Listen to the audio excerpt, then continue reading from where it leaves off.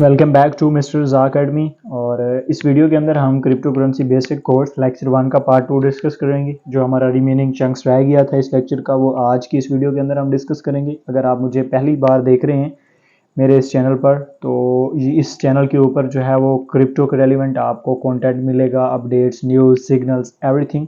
Different play list हैं, यहाँ आप जाकर विजिट कर सकते हैं। आपको जिस चीज़ की ज़रूरत है आप उससे कर सकते हैं। एंड एक मोस्ट इम्पॉर्टेंट चीज़ ये है कि आपने जो है वो मिस्टर रज़ा अकेडमी का व्हाट्सएप चैनल ज्वाइन कर लेना है, ताकि आपको मार्केट के रेलिवेंट एंड तमाम अपडेट्स वगैरह जो है वो मिलती रहे। तो आइए स्टार्ट करते हैं आज का हमारा लेक्चर। जिस लेक्चर का एजेंडा ये है कि हमने जो है वो ब्लॉकचेन एंड क्रिप्टो करेंसी सीखनी है। स्लाइड्स के ऊपर मूव करें तो हमने कुछ चीज़ें जो है वो पहले डिस्कस कर ली थी। लेट्स सपोज कि हमने जो है वो एक हिस्ट्री ऑफ मनी से स्टार्ट किया था, थोड़ा सा जो है वो पैसे की बुनियाद देखी और हम पेपर करेंसी तक पहुंच गए थे कि पेपर करेंसी क्यों बनी, कैसे बनी, क्या इसमें जो है वो दुनिया ने एक बड़ी मैनिपुलेटरी निज़ाम किया। आज का हमारा जो एजेंडा है वो है क्रिप्टो करेंसी के रेलिवेंट के क्या है, कैसे काम करती है और इसको कैसे जो है वो आगे हम इसकी तरफ हम क्यों आए, इस एजेंडे के ऊपर बात करेंगे। अच्छा, पेपर करेंसी के ऊपर हमने छोड़ा था, तो उसके बाद आपको साइकिल में plastic cards and electronic money and then crypto currency नज़र आ रही है। तो इस साइकिल को अगर थोड़ा सा मैं एक्सप्लेन करूं तो देखें, जब आपकी पेपर करेंसी बनी उसके बाद आप थोड़े से डिजिटलाइज हुए, आपकी डिवाइसेस आई, एंड्रॉइड आर्म हुआ, तो उसके बाद आपकी डिजिटल ऐप्स बन गई, जैसे कि आपकी इजी पैसा ऐप है या बैंक्स की जो आपकी एक ऐप होती है उसके ज़रिए आप ट्रांसफ़र कर रही होती हो, तो उसको इलेक्ट्रॉनिक मनी के तौर पर आप यूज़ कर रहे होती हो। एंड देन जो आपके कार्ड्स हैं, एटीएम कार्ड है, क्रेडिट डेबिट कार्ड्स वगैरह होते हैं, वो आपके इसमें जो है वो यूज़ हो रहे हैं विड्रा, ट्रांसफ़र एंड ट्रांजैक्शंस के लिए। इन चीज़ों से आप एक जो है वो फुली तौर पर आप इनका नॉलेज है आपके पास। अब आ जाते हैं कि क्रिप्टो, वाई क्रिप्टो एंड दुनिया को ज़रूरत क्यों पेश आई और आज अभी हम किस चीज़ का चैलेंज फेस कर रहे हैं। अच्छा, आपने एक चीज़ देखा, बार्टर सिस्टम में मुश्किलात आई, फिर गोल्ड में आई, फिर मेटालिक्स कॉइन में, फिर पेपर करेंसी में। अब दुनिया को दरअसल क्रिप्टो की क्यों ज़रूरत पेश आई है, इस चीज़ को मैं थोड़ा सा एक्सप्लेन करूंगा यहाँ पर। देखें, आजकल एक छोटे आदमी से लेकर बड़े आदमी तक किसी बंदे को, किसी एक इंडिविजुअल मेंबर को अगर उठाकर देख लें तो उसकी ज़िंदगी में जो सबसे बड़ी चीज़ है वो है पैसा। एंड पैसा को सबसे जो बड़ी चीज़ इफेक्ट कर रही है वो है इन्फ्लेशन, यानी महंगाई। महंगाई पैसे को खा रही है। अब महंगाई पैसे को खा रही है तो दुनिया को मेरे मुताबिक जो है वो अभी तक की जो निज़ाम है उसमें सबसे ज़्यादा जो जिस चीज़ का जो है वो खदशा है वो इन्फ्लेशन है जी। ठीक है जी, इन्फ्लेशन को हम जो है वो बड़े बुरे तरीके से ये हमारे ऊपर जो है वो इम्पेक्ट कर रही है और बहुत। अब इसका हाल क्या है, क्रिप्टो इन्फ्लेशन का क्या, क्रिप्टो से इन्फ्लेशन का क्या ताल्लुक है, लेट्स इसको जो है वो डिस्कस करते हैं। देखें कि किसी भी जो हुकूमत है उसका कंट्रोल जो है वो फुल्ली तौर पर पैसे के ऊपर है, किसी इंडिविजुअल आदमी का नहीं है, बल्कि जो है वो किसी इंडिविजुअल आदमी का आपको नहीं नजर आएगा, पूरी हुकूमत का जो है वो इसके कंट्रोल है वो अपने पैसे के ऊपर वो लेकर बैठी हुई है। ठीक है, अब इसको समझते हैं कि यार ठीक है, अभी हुकूमत के पास कंट्रोल है तो इसका क्रिप्टो से क्या ताल्लुक है। देखें, इन्फ्लेशन हमारे पास इस वक्त फेस करने को है और वो क्यों है कि हुकूमत का कंट्रोल है पैसे के ऊपर। हुकूमत जब चाहती है नए नोट प्रिंट कर लेती है, मार्केट में ले आती है और उससे पैसे की वैल्यू कम हो जाती है और वो जो है वो पैसा डी वैल्यू हो जाता है और इन्फ्लेशन हमारे ऊपर इम्पेक्ट कर रही है। अब इसका क्रिप्टो से अगर देखें तो क्रिप्टो का जो आइडिया है वो है डिसेंट्रलाइजेशन, यानी जो हमारी पैसे की एक बेसिक्स है उसके ऊपर किसी एक बंदे का कंट्रोल ना हो, बल्कि इंडिविजुअल हो जो है वो उसके ऊपर सारी चीज़ों का कंट्रोल हो। यानी किसी एक हुकूमत का कंट्रोल ना हो, हमारी एक ग्लोबल ऐसी करेंसी हो। लेट्स सपोज कि अभी अगर जो जनरल मार्केट के अंदर, ग्लोबल मार्केट्स के अंदर डॉलर ट्रेड होता है, तो इसी तरीके से हमारी कोई ऐसी जो है वो डिजिटल करेंसी हो जिसका कंट्रोल ना अमेरिका के पास हो, ना पाकिस्तान के पास हो, किसी के पास ना हो, वो उसको जनरली तौर पर पूरी दुनिया इस्तेमाल करे और उसका जो ताल्लुक है वो किसी हुकूमत या किसी चीज़ से ना हो, हमारा पैसा डी वैल्यू ना हो। डी वैल्यू क्या होता है कि 2010 में आपके पास 1 लाख थे और अभी वो 1 लाख हैं, तो आप जाएंगे कि 10,000 की चीज़ जो आ रही थी वो अभी 1 लाख की आ रही होगी। तो वो इन्फ्लेशन जो है वो इस तरीके से इम्पेक्ट कर रही है। तो अब आपको समझ आ गई कि क्रिप्टो क्यों है। अब क्रिप्टो इसलिए है कि डिसेंट्रलाइजेशन है, इसका कंट्रोल किसी एक बंदे का नहीं होता। अब कैसे नहीं होता, इसको इस वीडियो के अंदर आप कंप्लीटली तौर पर अंडरस्टैंड कर लोगे। तो यहाँ पर एक चीज़ आपको समझ आ गई कि दुनिया को क्रिप्टो की अभी ज़रूरत क्यों है। इसीलिए कि भाई इन्फ्लेशन खा रहा है हमारे पैसे को, कंट्रोल हुकूमत का है। इस चीज़ को जो है वो स्पेसिफिक इदारों से निकाल कर सिस्टम ओरिएंटेड बना लो। सिस्टम ओरिएंटेड से मुराद ये है कि जिसके अंदर पूरी एक कम्युनिटी की इन्वॉल्वमेंट हो, माशरे के अंदर रहने वाला हर एक फ़र्द माशरे की एक एक चीज़ के अंदर कंट्रीब्यूशन कर रहा होता है।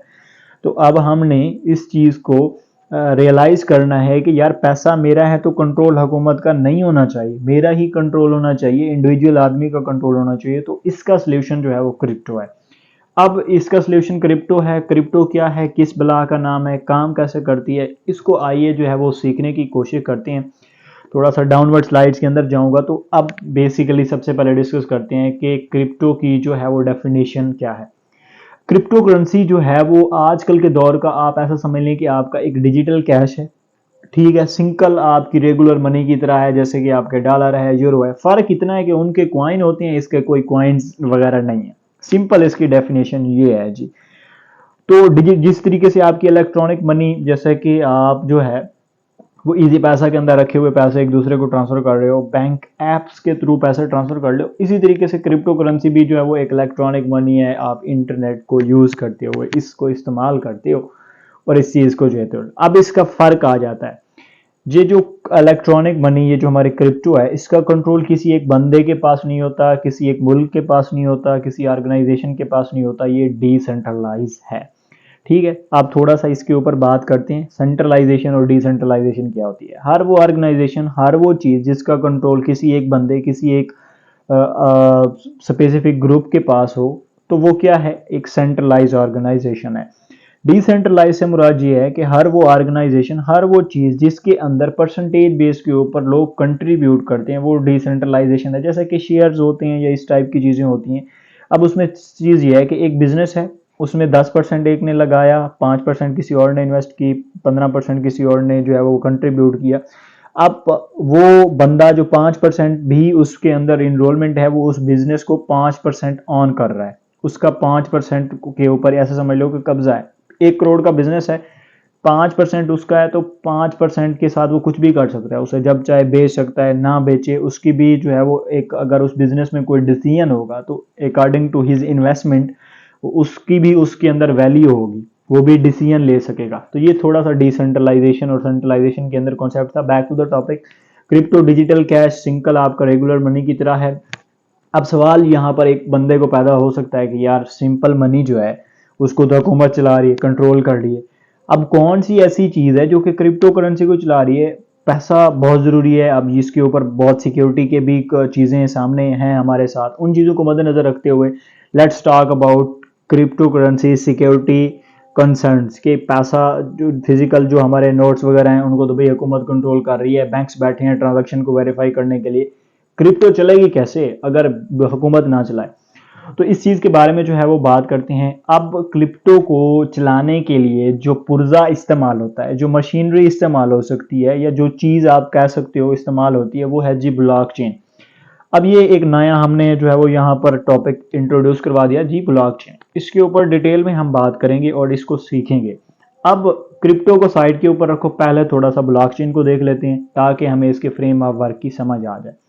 अब ब्लॉकचेन क्या है।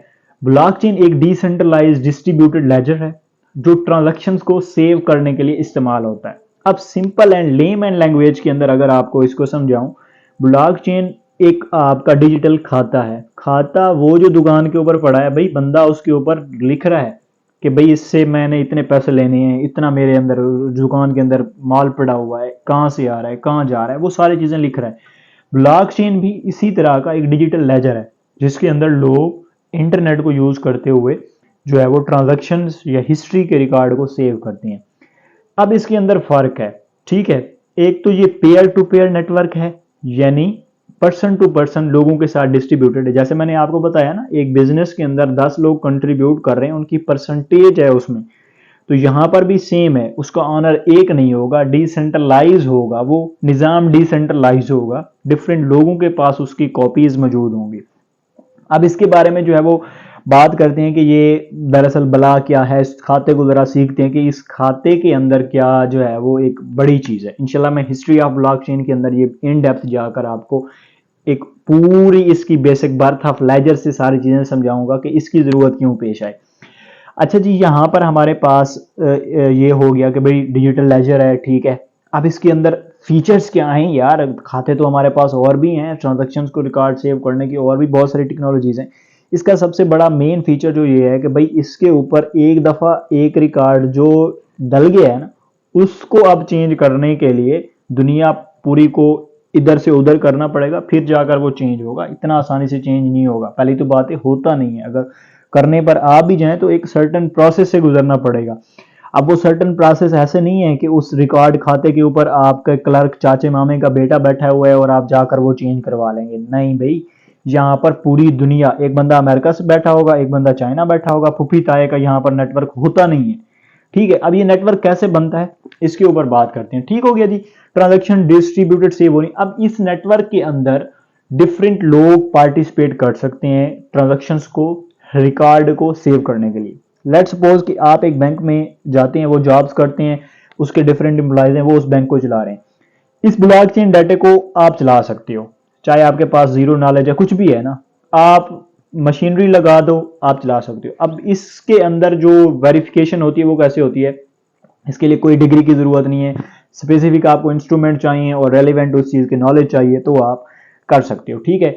अब एक बंदा, एक कंप्यूटर लगा हुआ है जी अमेरिका के अंदर, एक चाइना के अंदर लगा हुआ है, एक पाकिस्तान के अंदर लगा हुआ है, एक लगा हुआ है जी हमारे पास किसी यूके के अंदर। अब इसी तरीके से डिफरेंट नेटवर्क होंगे जो है वो कंप्यूटर लगे होंगे। अब इस खाते की मेन बात यह है कि जैसे ही कोई इसके ऊपर डाटा सेव करेगा, वो डाटा इसके पास भी चला जाएगा। अब इसकी कॉपी जो है वो इसके पास भी चली जाएगी, इसके पास भी चली जाएगी, इसके पास भी चली गई, जितने बंदे हैं इसके अंदर वो सबके पास उसकी कॉपी चली जाएगी। अब ये बंदे, अब यहाँ पर एक क्वेश्चन ये भी हो सकता है ना यार, ये बंदे क्यों इसमें लगाएंगे यार, बैंक में जॉब क्यों करते हो ना, पैसे कमाने के लिए। यहाँ भी आप अगर कोई चीज लगाओगे, इसके अंदर कोई चीज लगाओगे तो उसके भी पैसे कमाओगे ना, तो इसीलिए यहाँ पर लोग इसको की वेरिफिकेशन में इस्तेमाल करते हैं। जैसे बैंक एम्प्लॉयज कर रहे हैं, यहाँ पर भी सेम इसी तरीके से लोग जो है वो लगा रहे होते हैं। अब इसका ये नेटवर्क बनता किस चीजों से, ये नेटवर्क होता है कंप्यूटर्स का। कंप्यूटर्स लगते हैं, मशीनें लगती हैं, ठीक है। ऐसा समझ लो कि आप अपने कंप्यूटर को अपने घर के ऊपर चलाकर छोड़ दोगे और ब्लॉकचेन से कनेक्ट कर लोगे। अब आपका जो कंप्यूटर है वो ट्रांजैक्शन सेव करेगा, सब कुछ करता रहेगा और लास्ट मंथ के ऊपर जाकर आपको उससे पैसे मिलेंगे। सेम उसी तरीके से जैसे आप बैंक्स के अंदर जाकर जॉब कर रहे हो और आपको पैसे मिल रहे हैं, यहाँ भी ऐसे होते हैं। अब in the case of Bitcoin, इन जो चीजें हैं इनको, क्योंकि हम क्रिप्टो करेंसी के कॉन्सेप्ट से सीख रहे हैं और ये सारा चलता ही क्रिप्टो करेंसी के निजाम से है, तो बिटकॉइन के केस में इन लोगों को हम माइनर्स कहते हैं। भाई माइनिंग से भी आप पैसा कमा सकते हैं, ये आपने सुना होगा। अब बेसिकली जो माइनर्स होती हैं ना, वो ट्रांजैक्शंस के रिकॉर्ड को सेव कर रहे होते हैं। अब आपको एक चीज समझ आ गई कि यार ब्लॉकचेन नाम की कोई चीज दुनिया में है, उसमें मैं अपना कंप्यूटर लगाऊंगा, मेरा कंप्यूटर जो है वो चीजों को वेरीफाई करेगा, उसके बदले में मुझे पैसे मिलेंगे जैसे बैंक एम्प्लॉयज को मिलते हैं। अब ये पैसे कैसे मिलेंगे, जरा इस चीज को जो है वो अंडरस्टैंड करते हैं। पैसे इस तरीके से मिलेंगे कि आपने कंप्यूटर लगाया, छोड़ दिया, अब आपका कंप्यूटर ट्रांजैक्शन को वेरीफाई कर रहा है, ठीक है। अब जैसे बैंक एम्प्लॉयज को पैसे मिल रहे हैं किस चीज के, जब हम ट्रांजैक्शन करते हैं तो बीच में फीस कटती है। अब यहाँ पर भी जब हम एक बंदे से दूसरे बंदे के पास कोई चीज बेचेंगे, बीच में यहाँ पर जो है वो हमारी ट्रांजैक्शन कटेगी। अब ये जो ट्रांजैक्शन है ये इन कंप्यूटर्स को जाएगी जो इस नेटवर्क के अंदर बैठे हुए हैं, सपोर्ट कर रहे हैं। अब ये कंप्यूटर पैसा कमा रहे हैं और लोग इसीलिए कंप्यूटरों को लगा रहे हैं इस चीज के अंदर। अगर अभी टेक्निकल थोड़े से कॉन्सेप्ट हैं, आगे जब आप सीखोगे आहिस्ता आहिस्ता ये सारी चीजें समझ आ जाएंगी। तो अभी के लिए आपके लिए इतना ही काफी है कि भाई ब्लॉकचेन डिस्ट्रीब्यूटेड लेजर है, डिफरेंट लोग इसके साथ कनेक्ट होते हैं, मैं भी कनेक्ट हो सकता हूँ, कोई भी कनेक्ट हो सकता है। इसके ऊपर रिकॉर्ड सेव होता है और वो जो है वो रिकॉर्ड में कंप्यूटर सेव कर रहे होते हैं। अब ये जो रिकॉर्ड कंप्यूटर सेव कर रहे होते हैं, अब ये तो आपके जहन में आ सकता है यार कंप्यूटर में तो बंदा चेंजिंग भी कर सकता है। अब इसमें कौन सी ऐसी चीज है, ये तो हर बंदा आप चेंज करके बैठ जाए, 10 लोग आपस में एक दूसरे के साथ कोलैबोरेट करके कोई इसमें चेंज कर दें तो क्या होगा, ये कैसे नहीं होगा। अब थोड़ा सा आ जाते हैं सिक्योरिटी के ऊपर, बैक टू, ताकि आपके जहन में वो पिक्चर रहे क्रिप्टो करेंसी की। अब दोबारा इस चीज को अगेन क्लिक करता हूं कि भाई आपके जहन में आ सकता है कि यार बंदे जो है वो आपस में कोई मेल मिलाप करके 10-12 बंदे कोई बिटकॉइन एक्स्ट्रा बना लें या इस तरीके से कर लें, कोई एक्स्ट्रा छाप लें, ये कैसे होगा, डुअल स्पेंडिंग कैसे रुकेगी, सिक्योरिटी क्या होगी। जो हमारी फिजिकल करेंसी है भाई उसको तो हुकूमत कंट्रोल कर रही है, उसका एक सर्टन प्रोसेस है, उसके सर्टन लोगों की एक्सेस है चीज़ों के पास, तो वो तो सेफ है जी। अब हमें ज़रा बताओ कि ये सेफ कैसे है। अब थोड़े से आ जाते हैं इसके एक्सप्लेनेशन के ऊपर, भाई ये काम कैसे करती है, इसमें रिकॉर्ड सेव कैसे हो रहा होता है, देन इसके सिक्योरिटी पर्पस भी जो है वो हम देख लेंगे। मैंने आपको बताया डिफरेंट कंप्यूटर जुड़ रहे हैं और उसके अंदर जो है वो आपकी डिफरेंट ट्रांजैक्शन सेव हो रही हैं, ठीक है। अब ये जो ट्रांजैक्शन सेव हो रही हैं किसी मतलब ब्लॉकचेन के अंदर, कोई जो डाटा आप एक जगह से दूसरी जगह स्टोर कर रहे हो वो सेव हो रहा होता है आपका ब्लॉक्स की शक्ल के अंदर। अब इस तरह के ब्लॉक्स बनेंगे जैसे मैंने आपको बताया ना, मतलब और एक चीज मैं बताना भूल गया कि जो ब्लॉक्स बनेंगे वो एक स्पेसिफिक लाइन के अंदर बनेंगे, एक ट्रांजैक्शन दूसरी ट्रांजैक्शन के साथ कनेक्टेड होगी, ठीक है। अब एक ब्लॉक इस तरीके से ब्लॉक बनेंगे, ट्रांजैक्शन इस तरीके से सेव होंगे कि ये एक दूसरे के साथ कनेक्टेड होंगे। अब एक ब्लॉक जो है इसके अंदर क्या डाटा स्टोर होता है, सबसे पहले तो उस चीज का डाटा स्टोर होता है। लेट्स सपोज कि आप बिटकॉइन किसी को भेज रहे हो, यहाँ पर स्टोर होगा कि बिटकॉइन फलां एड्रेस से फलां एड्रेस के ऊपर जा रहा है, शाहिद रजा भेज रहा है, कौन भेज रहा है, उसकी सारी इन्फॉर्मेशन, कितनी क्वांटिटी में, क्या टाइम है, किस मुल्क जा रहा है, किस सर्वर से जा रहा है, सारे रिकॉर्ड जैसे ही आप इसके अंदर डालोगे ना ब्लॉकचेन के अंदर, जैसे खाते के ऊपर आप वो चीज़ लिखते हो, जैसे ही आप इसके ऊपर डालोगे तो ये ब्लॉकचेन का जो एक एल्गोरिथम है, ये जो सिस्टम है, ये आपको हैश जनरेट कर देगा। अब आप कहेंगे कि यार हैश क्या है, तो आइए हैश एक्सप्लेन करता हूँ। हैश आपका एक यूनिक फिंगरप्रिंट है। आप बैंक में जाते हो, अपना प्रिंट देते हो, फिंगरप्रिंट देते हो, वो आपको एक बैंक अकाउंट नंबर अलाउ कर देते हैं। आपका अकाउंट नंबर यूनिक है, वो पाकिस्तान के किसी बंदे से मैच नहीं करता। तो जैसे ही आप ब्लॉकचेन में डाटा ऐड करोगे तो वो आपको स्पेसिफिक कोई एक लंबा सा हैश जनरेट करके दे देगा, वो 11 वर्ड 15 वर्ड कुछ भी हो सकता है। अब हैश जो है वो यूनिक है, किसी से नहीं मिल रहा, सेम अगेन वही पिक्चर आप देखें आपके बैंक अकाउंट की तरह, सही हो गया। अब तीसरी जो चीज एक ब्लॉक के अंदर सेव हो रही होती है वो हो रही होती है जी प्रीवियस हैश, मतलब इस ब्लॉक के अंदर पिछले ब्लॉक का हैश आ रहा होगा, जहां से ब्लॉक स्टार्ट होता है, सबसे पहला जो ब्लॉक होता है इसको हम जेनेसिस ब्लॉक कहते हैं, इसका हैश जो है वो 00 होता है, ये यहां पर जैसे दिखाया गया, ठीक हो गया। अब यहां पर ये चीजें चल रही हैं, रिकॉर्ड ऐसे सेव हो रहा है। अब ये क्या होता है, आप डाटा स्टोर करेंगे वो आपको हैश जनरेट करके देगा, सेम लाइक यहां पर अगर आप देखें हैश उसने जनरेट किया। अब ये ब्लॉक कंप्लीट हो गया, अगला ब्लॉक बना, लेट्स सपोज के 100 ट्रांजैक्शन का एक ब्लॉक हो गया। अब ये थोड़ी सी टेक्निकल टर्म में जाएगा, ब्लॉक का साइज कितना होता है, एमबी कितनी होती है, इन चीजों को भी आप रहने दें, इनको हम किसी और वीडियो के अंदर कवर अप करेंगे, ठीक है। अब ये ब्लॉक फिल हो गया, ऐसा समझ लो कि भाई ये डब्बा बनाकर हमने अलमारी के अंदर रख दिया है, ठीक है, अपने रिकॉर्ड के अंदर एक हमारा रजिस्टर खत्म हो गया। अब नेक्स्ट रजिस्टर जो है वो हमारा स्टार्ट हुआ है, लेकिन इसमें हमने साइंस ये लड़ाई है कि ये जो हैश था इसको उठाकर अगले ब्लॉक के प्रीवियस हैश के अंदर फेंक दिया है, इसका हैश इसके अंदर आ गया। नेक्स्ट ब्लॉक कंप्लीट हुआ, इसका हैश अलग से जनरेट हुआ क्योंकि डाटा अलग, सारी चीजें अलग, तो हैश भी अलग। देन इसको उठाकर हमने आगे वाले ब्लॉक के अंदर फेंक दिया, तो ये हमारे पास एक इंटरकनेक्टेड जो है वो ब्लॉक्स बने गए, और सीरीज में आने वाला हर ब्लॉक इससे आगे जुड़ेगा, वो एक दूसरे के साथ कनेक्टेड होंगे। और इस हर ब्लॉक की कॉपीज जो है वो थाउजेंड्स ऑफ लोगों के पास हैं, जैसा मैंने आपको बताया नेटवर्क के अंदर डिफरेंट लोग जो है वो पार्टिसिपेट कर रहे हैं, उनके पास वो जा रहे हैं, जो भी लोग ऐसा समझ लें कि कोई बैंक के एम्प्लॉयज हैं और वो काम कर रहे हैं, उन सबके पास इसका रिकॉर्ड है, ठीक हो गया। अब ये हैश कैसे सिक्योरिटी में काम कर रहा होता है, आइए जी सीखते हैं। मैंने आपको स्टार्ट के अंदर बात बताई थी कि ब्लॉकचेन के अंदर एक दफा डाटा गया, उसको चेंज करने के लिए आसमान सर पर उठाना पड़ेगा। अब वो चीज आती है ब्लॉकचेन में, किसी भी डाटे को चेंज करने के लिए आपको दो प्रोसेस से गुजरना पड़ता है। First is proof of work and second is consensus rule. अब प्रूफ ऑफ वर्क क्या है, प्रूफ ऑफ वर्क ये है कि आपने स्पेसिफिक टाइम के अंदर कोई टास्क परफॉर्म करना है, ना उस टाइम से आप पहले कर सकते हो ना उस टाइम के बाद कर सकते हो। अब बिटकॉइन के केस की अगर एग्जांपल लें तो बिटकॉइन का एक नया ब्लॉक जो है वो 10 मिनट के अंदर माइन होकर मार्केट के अंदर नया आ रहा होता है। टेक्निकल टर्म्स को छोड़ दें, अभी नया ब्लॉक हर 10 मिनट बाद आ रहा है और बिटकॉइन की ट्रांजैक्शन हर 10 मिनट बाद उस ब्लॉक के अंदर सेव होकर मार्केट में आ रही हैं, ठीक है। हर 10 मिनट बाद नया ब्लॉक आ रहा है। अब उसका स्पेसिफिक टाइम ड्यूरेशन जो है वो यही है कि बिटकॉइन के एक ब्लॉक के अंदर चेंजिंग करने के लिए भी आपको 10 मिनट का टाइम रिक्वायर्ड होगा।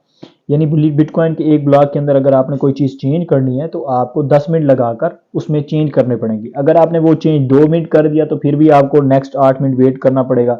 अगर आपने 11 मिनट लगाए तो फिर आपको प्रोसेस शुरू से स्टार्ट करना पड़ेगा। तो 10 मिनट को भाई फॉलो करना ही करना है। अब ये चीज़ सिक्योरिटी में कैसे इस्तेमाल होती है, देखें कि बिटकॉइन का हर नया ब्लॉक 10 मिनट बाद आ रहा है। अब आप आ जाएं कि कोई चीज़ आपने इस ब्लॉक के अंदर स्टोर की, अब आप इसके अंदर छेड़खानी करना चाह रहे हैं, अब आपका दिमाग ख़राब हो गया है, आपने कोई 10-12 बंदों ने मिलकर कोई करप्शन करने का सोच लिया, तो आप कैसे करोगे। अब आप कहते हो कि यार मैं तो इसका डाटा ही चेंज कर दूंगा, मेरे पास तो इसकी कॉपी पड़ी हुई है। आपके पास कॉपी नहीं पड़ी हुई, थाउजेंड्स लोगों के पास कॉपी पड़ी है, उसका भी हल है। आप कहेंगे कि मैं कर लूंगा, आ ही जाइए कि 10 लोगों की आपने कोलैबोरेशन बनाकर कोई इसमें चेंजिंग करने का सोच लिया, आपने अपने ब्लॉक के अंदर चेंजिंग की, जैसे चेंजिंग की तो भाई उसका हैश चेंज हो गया। अब हैश चेंज हो गया भाई, वो अगले ब्लॉक के हैश से मैच नहीं करेगा, फिर अगले से नहीं करेगा, इसका चेंज करोगे तो इसका नहीं करेगा। लेट्स सपोज के हर 10 मिनट बाद नया ब्लॉक भी आ रहा है, इस चीज को भी ज़हन में रखें। तो ये चेंज आप इसमें हैश चेंज करते हो 10 मिनट लगाकर, फिर नया ब्लॉक आ जाता है, फिर इसमें चेंज करते हो फिर नया आ जाता है, क्योंकि आपने सबका सीरीज में हैश चेंज करना है। लेट्स एग्जांपल के 1000 ब्लॉक आगे पड़ा हुआ है या 1 करोड़ ब्लॉक पड़ा हुआ है, तो आपको तो कहीं 2-3 सदियां लग रही होंगी ये सारी चीजें चेंजिंग करने के लिए। तो भाई इस तरीके से तो आप नहीं कर सकते चेंज, क्योंकि वो टाइम ही हर जितने टाइम में आप पिछले ब्लॉक का चेंज करते हो अगला ब्लॉक नया उतनी देर में आ जाता है, तो सारी जिंदगी लग जाएगी बस यही ब्लॉक का डाटा चेंज करने में और आप चेंज नहीं कर सकोगे। भाई ये मेथड तो आप कहोगे कि भाई चलता ही नहीं है ना, इस मेथड से तो कर ही नहीं सकते। अब सेकंड आ जाता है कि यहाँ पर जो कि दूसरा है सिक्योरिटी, वो है कॉन्सेंसस रूल। अब कॉन्सेंसस रूल में वोटिंग होती है, ठीक है, मेजोरिटी जो वोट कर देती है वो होता है। अब मैंने आपको बताया कि नेटवर्क की कापीज, इस खाते की कापीज बाकी लोगों के पास होते हैं। लेट्स एग्जांपल के 1000 बंदा बैठा हुआ है नेटवर्क के अंदर जिसने कंप्यूटर लगाया हुआ, 1000 कापी है।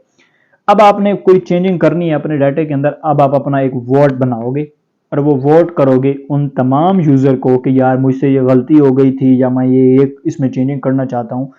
अब अगर 51% लोगों ने आपके हक में वोट को यस कर दिया, देन तो आप चेंज कर पाओगे। अगर उन्होंने कहा कि नहीं जी आप गलत कर रहे हो, ओबियसली अगर आप कोई छेड़खानी कर रहे होगे, सॉलिड प्रूफ नहीं होगा आपके पास, तो मैंने वैसे बताया ना, कोई ताते चाचे मामे का लड़का तो बैठा नहीं हुआ क्लर्क कि आप चेंज करवा लोगे, यहाँ पर वो नहीं होगा।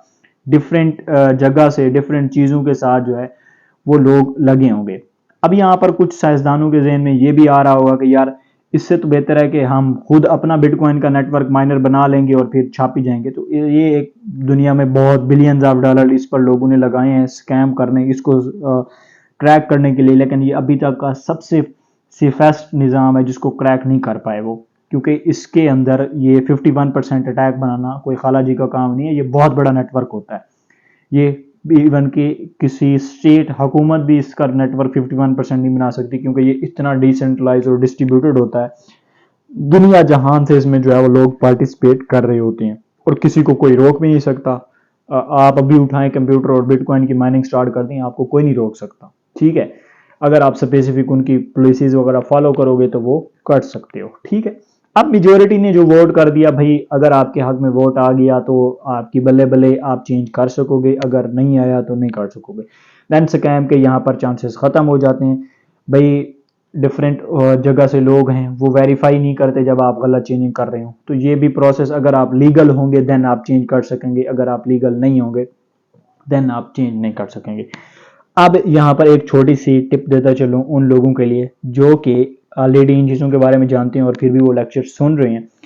तो अगर आपकी कभी कोई ट्रांजैक्शंस ब्लॉकचेन के केस में फंस जाती है, आप गलत नेटवर्क के ऊपर ट्रांसफ़र कर देते हो, तो भाई वो रिकवरेबल है, उसको आप रिकवर कर सकते हो अगर आपके पास सॉलिड प्रूफ हैं।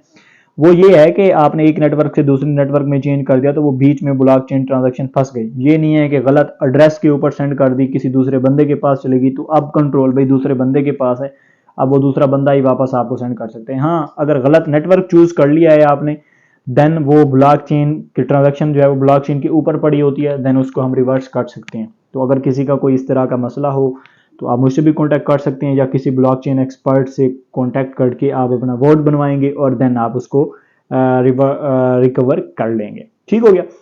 अब यहाँ पर हमने ये जो सारी साइंस थी ब्लॉकचेन की भाई कैसे काम करती है, अब यहाँ पर हमने 3-4 चीज़ें देखी। वो ये कि बैंक एम्प्लॉयज़, हुकूमत जिस तरीके से किसी करेंसी को सिक्योरिटी प्रोवाइड कर रही है, यहाँ पर वो सिक्योरिटी ऑटोमेटिक ही सिस्टम में है और उसको कोई चेंज भी नहीं कर सकता। हुकूमत में भी चाचे मामे ताए का लड़का अगर बैठा है तो हम करप्शन कर सकते हैं, और यहाँ पर वो नहीं हो रही। तो इसीलिए दुनिया को इसकी ज़रूरत है, एंड हर बंदा यही कहने पर लगा है कि blockchain automation is a future. वो इसीलिए है क्योंकि करंटली जो दुनिया है वो ये इस चैलेंज से गुजर रही है। अब थोड़ा सा आगे हम बिटकॉइन के केस और इन केस स्टडी को आगे बढ़ाएंगे ताकि आपको मजीद ये चीज़ें समझ आएँ कि ब्लॉकचेन के अंदर प्रोसेस कैसे हो रहा होता है, आप इन चीज़ों को जो है वो अंडरस्टैंड करो। एक बायर है, उसने कोई चीज़ ट्रांजैक्शन करनी है, वो ट्रांजैक्शन करेगा। अब ये ट्रांजैक्शन पूरे सिस्टम में आएगी, ठीक है। अब ये सिस्टम जो है वो पूरा ऐसा समझ लें कि जो है वो है आपका ब्लॉकचेन का नेटवर्क। ये ट्रांजैक्शन सबसे पहले तो वेरीफाई होगी कि भाई ये पीछे किससे लेकर आया है, कैसे इसने किया है, वो सारा वेरीफाई होकर यहाँ से देख रहे हैं प्रोसेस यहाँ पर आ जाएगा।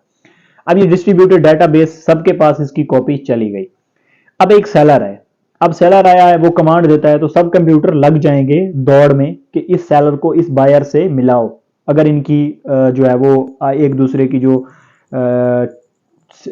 स्पेसिफिक चीज़ें हैं वो मैच कर रही हैं, मतलब प्राइसेस वगैरह डिफरेंट चीज़ें जो एक दूसरे से मैच कर रही हैं।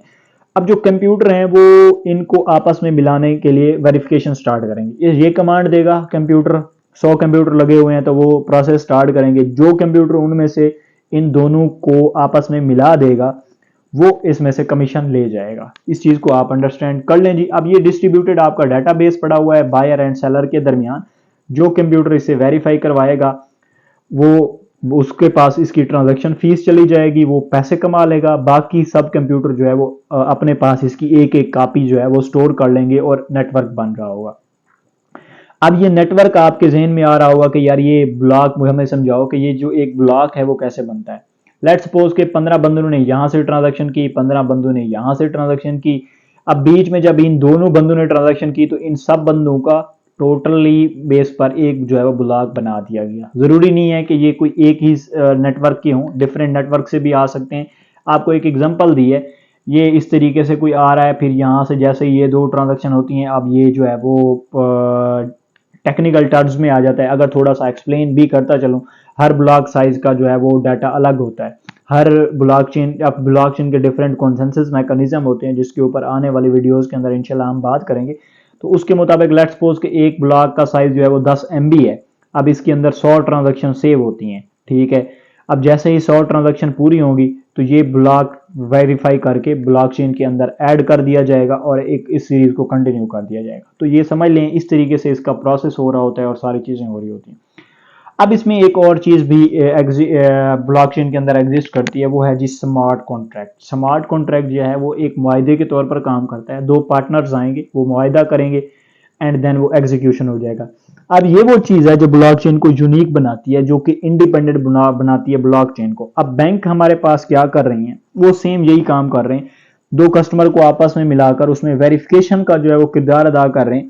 आप बैंक में जा रहे हो, पैसे जमा करवा रहे हो, दूसरा बंदा आ रहा है बैंक से लोन लेकर जा रहा है, तो वो आपका दोनों आपको नहीं पता कि आपके पैसे कौन बंदा ले गया, लेकिन आपने बैंक के अंदर रखे और आपको वो सारी चीजें मिल रही हैं।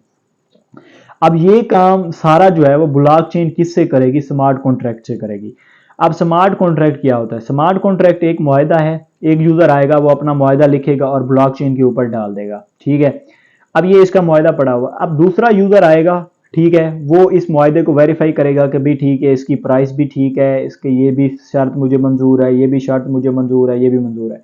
जब वो इसको सारी चीज़ों को वेरीफाई करेगा तो जो इसकी चीज़ होगी वो इसके पास चली जाएगी और ये बदले में जो यहाँ से देगा वो इसके पास आ जाएगा, ठीक है।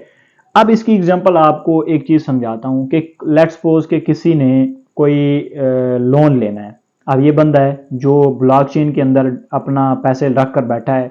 इसकी जो है वो सर्टेन कुछ चीज़ें हैं कि भाई मैं बदले में आपसे ये लूँगा, ये चीज़ आप गिरवी रखेंगे ये आपके पास डॉक्यूमेंट होने चाहिए, ये चीज़ें होनी चाहिए। अब आप आ गए यहाँ से, अब आपने इस सारी चीज़ों को, भाई मैं ये जो चीज़ मांग रहा है गिरवी देने के लिए तैयार हूँ, ये भी फॉलो करने के लिए तैयार हूँ, डॉक्यूमेंट देने के लिए भी तैयार हूँ। अब आपने इन लोगों के दरमियान, आपके दरमियान मुआहिदा हो गया, उस मुआहिदे की स्पेसिफिक डेट तय हो गई, सब कुछ हो गया, वो ब्लॉकचेन का काम है। अब जैसे ही ये मुआहिदा आप डन करोगे, इसकी जो चीज़ है वो आपके पास चली जाएगी। ये जो आपका निज़ाम है ना, ये पूरे इस नेटवर्क के अंदर आ जाएगा। अब नेटवर्क के अंदर वही अगेन दोबारा से वही बात कि 50-100 लोग बैठे हुए हैं, हर एक बंदे के पास इसकी स्मार्ट कॉन्ट्रैक्ट की कॉपी चली जाएगी, उसको जो वेरिफिकेशन में लगे हुए हैं। तो अब आपका मुआहिदा होगा। अब स्पेसिफिक डेट पर अब दोबारा लेट्स सपोज कि आप वो चीज़ जो है वो इसके पैसे इसको वापस नहीं करते, तो जो चीज़ आपने गिरवी रखी थी वो इसके पास चली जाएगी, वो फिर जो इसे इस्तेमाल करना चाहे। सेम उसी तरीके से जिस तरीके से अगर आप बैंक में कोई चीज़ रखते हो, फिर वो अगर आप टाइम के ऊपर नहीं देते तो वो उसको क्या कर देते हैं, बेच देते हैं, या जिसे हम वो कहते हैं क्रुक कर देते हैं। ठीक है, तो ये सारा निज़ाम सेम आपका काम ब्लॉकचेन से होगा, और ये आने वाले दौर में किसी बैंक और किन चीज़ों की ज़रूरत आपको नहीं पड़ेगी। अब ये फ्रेम ऑफ वर्क है जी बिटकॉइन एंड क्रिप्टो करेंसी का। Bitcoin and crypto currency blockchain के इस फ्रेम ऑफ वर्क के ऊपर चल रही है और इस तरीके से काम कर रही है। मैं उम्मीद करता हूं कि एक एक चीज़ मैंने आपको स्क्रैच से एक लेमैन लैंग्वेज में, क्योंकि भाई हम कोई टेक, आप जिस तरीके से, मैं एक टेक बैकग्राउंड से हूँ, कंप्यूटर साइंस का स्टूडेंट हूँ, तो मुझे इनकी चीज़ें प्रोग्राम रिलेटेड बैकएंड के ऊपर जो हो रही होती हैं वो समझ आती हैं। उसको इतने सादा अल्फाज में एक्सप्लेन करो कि एक नॉन टेक बैकग्राउंड से जो बंदा आ रहा है, जिसको इन टेक्नोलॉजी और इन चीज़ों की समझ नहीं आ रही, टेक्निकल टर्म्स की, तो मैं उम्मीद करता हूं कि आपको ये चीज़ एक एक क्लियर हुई होगी अगर आपने इसको अंडरस्टैंड किया है। सबसे ज़रूरी ये है कि आप फीडबैक दें अपनी, कि आपको कुछ समझ आया भी है या नहीं आया। मैंने अपनी 100% देने की कोशिश की है फुल डिटेल के साथ, कि आपको एक एक चीज़ की समझ आ जाए। तो आप अपने फीडबैक, अपनी वैल्यूएबल फीडबैक का जो इजहार है वो कमेंट सेक्शन में ज़रूर करेंगे। मैं मिलता हूँ आपसे नेक्स्ट लेक्चर में, जिसके अंदर फिर एक और टॉपिक्स को हम जो है वो डिस्कस कर रहे होंगे। अगर आपने सोशल मीडिया नहीं ज्वाइन किया हुआ, स्पेशली तौर पर व्हाट्सएप चैनल, तो वो ज़रूर ज्वाइन करें। अगर वीडियो को लाइक नहीं किया हुआ, अगर वीडियो पसंद आई है तो लाइक कर दें, चैनल को सब्सक्राइब नहीं किया हुआ तो ज़रूर सब्सक्राइब कर लें। अगली वीडियो तक अपने भाई को दें इजाज़त। अपना बहुत सारा ख्याल रखिएगा जी। अल्लाह हाफ़िज़।